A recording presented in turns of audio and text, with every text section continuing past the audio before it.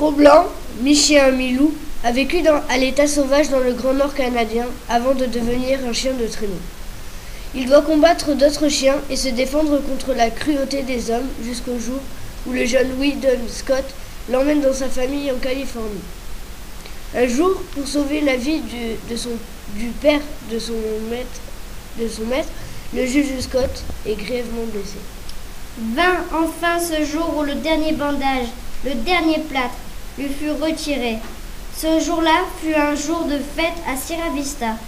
Toute la famille rassemblée autour de lui, le maître lui frotta longuement les oreilles et les épaules, cependant que sa femme Alice déclarait qu'elle ne l'appellerait plus désormais que le loup au cœur d'or.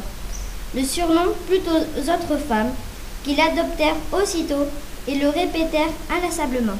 Cro-Blanc essaya de se redresser, mais ses forces le trahirent.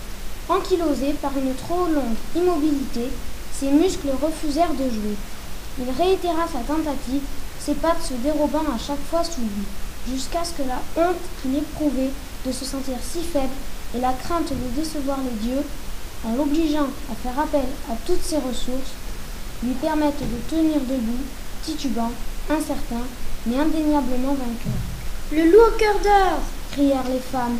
Le juge Scott leur lança un regard triomphant. « Je suis heureux de vous l'entendre dire. Je n'ai cessé de le répéter depuis que Weedon l'a amené du Grand Nord. Aucun chien n'aurait pu faire ce qu'il a fait.